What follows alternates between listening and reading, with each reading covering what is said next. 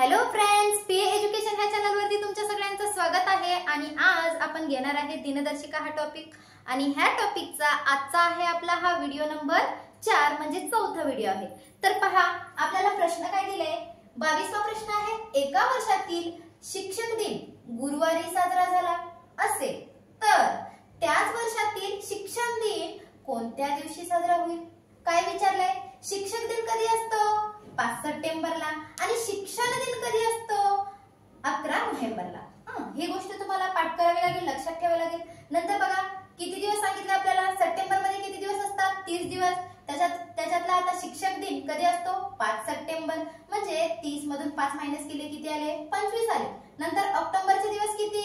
31। आणि नोव्हेंबरचे किती दिवस? फक्त 11 नोव्हेंबर पर्यंत। कारण की शिक्षक दिन आणि शिक्षण दिन, आता ह्याच्यामधला आपल्याला कोणता पाहिजे? शिक्षण दिन। शिक्षण दिन किती तारखेचा असतो? 11 तारखेचा असतो। आता ह्या सगळ्यांची काय करायची? बेरीज करायची। आता बेरीज जर केली तर किती येतं? 67 म्हणजेच 67 येते। आणि ह्या 67 ला काय करावं लागेल आपल्याला? 7 ने भागायचं। का बरं 7 ने भागायचं? कारण एका हप्त्यात किती दिवस असतात? 7 दिवस असतात। म्हणून आपण याला काय करणार? 7 ने भागणार। आता 7 ने भागूया। काय करायचं? 7 एका 7, 7 9 63, 7 9 63 आले। मग काय करायचं? 7 9 63 म्हणजे 67 मधून 63 मायनस केल्यावर 4 येतं। आणि 4 बार काय करायचं? पुढे जायचं। 4 बार पुढे जाऊया।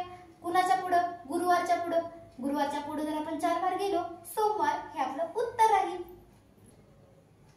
पहा, क्वेश्चन नंबर 23 आपल्याला काय दिले? जर 2006 साली स्वातंत्र्य दिवस रविवारी होता, कधी असतो स्वातंत्र्य दिवस? 15 ऑगस्टला असतो।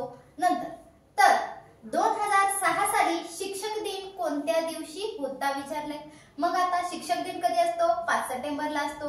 आता मला सांगा, ऑगस्ट मध्ये एकूण दिवस किती असतात? 31 दिवस असतात। त्याच्यामधून हे 15 दिवस काय करा? मायनस करा। मग किती येतील? 31 मधून 15 गेल्यावर 16 दिवस येतील। नंतर सप्टेंबर, किती सप्टेंबर? 5 सप्टेंबर, म्हणून हे 5 दिवस त्याच्यामध्ये। आता आपण काय सप्टेंबरचे पूर्ण दिवस घेणार का? नाही घेणार। कारण का? फक्त आपल्याला 5 सप्टेंबर पर्यंतच पाहिजे ना शिक्षक दिनापर्यंत। म्हणून आता सगळ्यांची बेरीज किती येणार? 21 येणार। आता ह्या 21 ला काय करू आपण? 7 ने भागू। का बरं 7 ने भागायचं? कारण की एका हप्त्यामध्ये किती दिवस असतात? 7 दिवस असतात। म्हणून आपण 7 ने भागणार। आता 7 त्रिक 21, उरलं काय? 0 उरलं। म्हणजे काय होणार? तोच वार येईल। तोच वार येईल म्हणजे कुठला वार होता? रविवार होता। तर रविवार हे आपलं काय राहील? आन्सर राहील।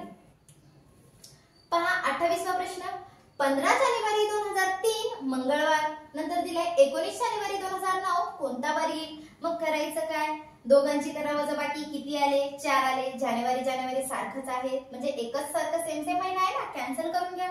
मग काय? आता वर्ष वजाबाकी केली, म्हणजे दोघांची जर वजाबाकी केली तर किती येतात? 6 येतात। आता पहा, या दोघांमध्ये लीप इयर किती येतात? 2 येतात। कुठले कुठले? 2004 आणि 2008 असे हे 2 लीप इयर येतात। मग करायचं काय? 2006 म्हणजे काय? सॉरी, हे 6 आणि हे 4 आणि हे काय? 2 लीप वर्ष, म्हणजे हे काय? सगळ्यांची काय करायची? बेरीज करायची। किती येणार बेरीज? 12 येणार। आणि ह्या 12ला काय करणार आपण? 7 ने भागू। 7 1 7, मग 12 तनं 7 केले, किती आले? 5। म्हणजे काय करायचं? 5 वार पुढे जायचं। 5 वार पुढे जाणं काय? 2 वार मागे येणं काय? तेच उत्तर येणार। मग मंगळवारच्या मागे 2 वार येऊया। रविवार हे आपला आन्सर असणार आहे। 10 मार्च 2002 वार दिलाय आपल्याला गुरुवार। नंतर 15 मार्च 2007 आपल्याला कोणता वार काढायचा आहे? मग काय? मार्च मार्च सेम सेम आहे, कॅन्सल करून घ्या। आता 15 आणि 10 हे दोघांची वजाबाकी केली तर 5 उरतात। आणि 2007 आणि 2002 ची वजाबाकी केल्यावर 5 उरतात। आता ह्याच्यामध्ये एक लीप वर्ष येतो, तो कुठला? 2004 हा लीप वर्ष येतो। मग सगळ्यांची बेरीज हे 5 आणि लीप वर्ष 1, म्हणजे 5 आणि 5 10, 10 ने 11। 11ला काय करायचं? 7 ने भागायचं। 11ला जर आपण 7 ने भागलं, 7 1 7, म्हणजे उरले किती? 4 उरले। मग करायचं काय? 4 वार पुढे जायचं। आता गुरुवारच्या पुढे जर आपण 4 वार गेलो तर सोमवार हे आपलं उत्तर आहे।